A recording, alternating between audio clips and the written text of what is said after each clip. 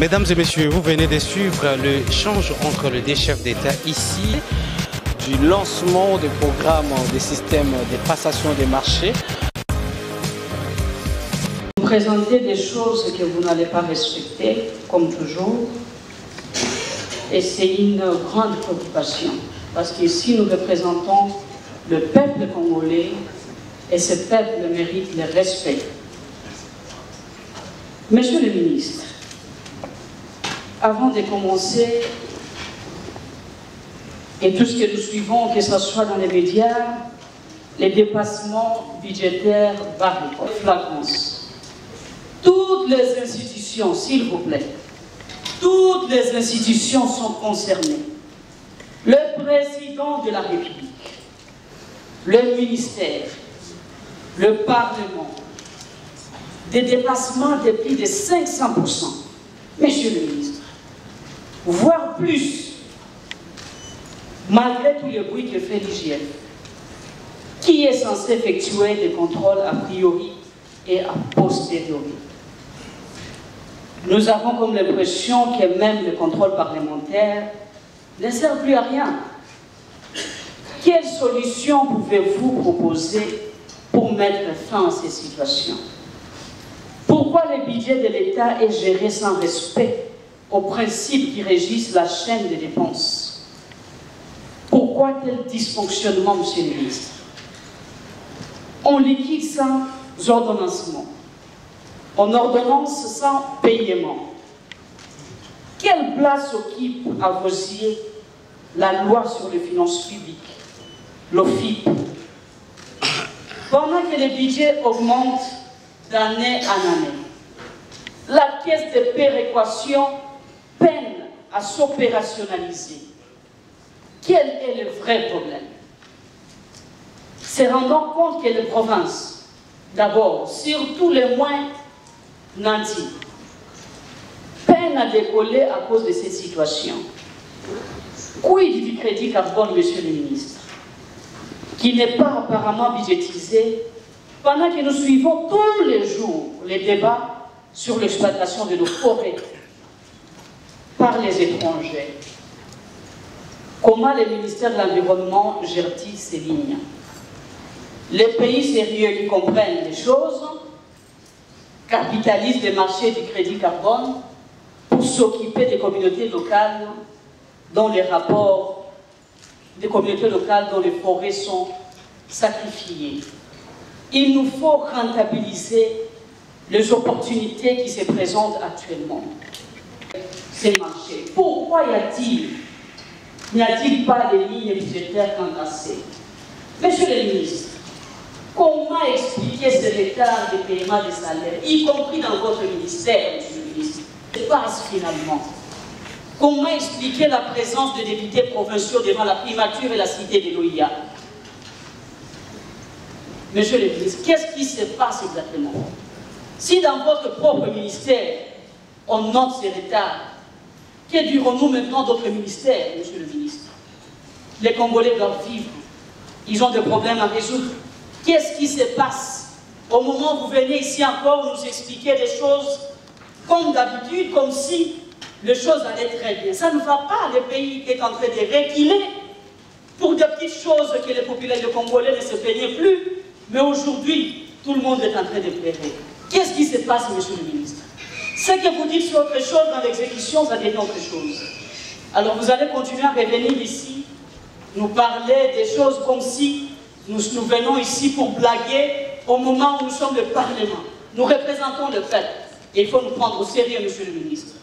Drôle encore, monsieur le ministre, pour le dire.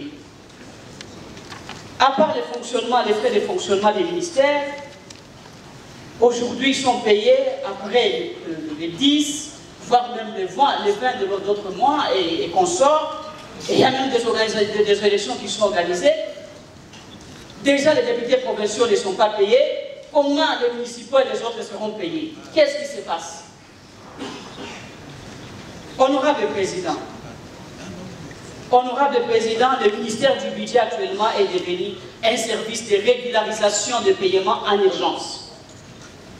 Le ministère des Finances vous envoie, monsieur le ministre, qu'il y ait des tonnes de dossiers, des régules. Vous parlez autre chose et le ministère des Finances fait autre chose. Les budgets ne fait qu'accroître. Mais où vont les fonds alors que même les frais de fonctionnement, comme je venais de le dire, ne sont pas payés? Combien de DTO sont bloqués? Et là, je ne vais pas entrer dans le fait instaurer des pourcentages dans le circuit de la chaîne pour qu'un dossier soit payé, monsieur le ministre. C'est déplorable pour notre pays. Nous sommes tombés très très bas. Monsieur le ministre, permettez-moi de vous dire, vous êtes, que pour faciliter, permettez-moi, c'est très important, des scandales financiers. Le cas le plus récent est le scandale sur l'organisation des Jeux de la francophonie. Des millions de dollars des contribuables congolais que vous ne savez même pas justifier, votre gouvernement, seulement se plaindre dans les réseaux sociaux. Honorable Président, qui est responsable devant le Parlement si ce n'est pas le gouvernement congolais? Monsieur le ministre, expliquez-lui. Expliquez-le au peuple congolais. Ils ont droit d'en savoir les détails sur l'utilisation de plus de 324 millions de dollars au moment où nos militaires souffrent au front sans une bonne prise en charge par le gouvernement.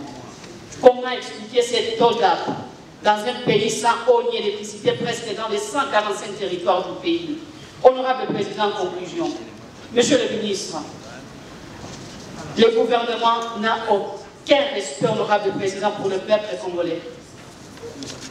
À la place du gouvernement, j'aurais honte de venir ici maquiller les choses. Le gouvernement est responsable de tous les dépassements, car c'est le gouvernement qui les autorise.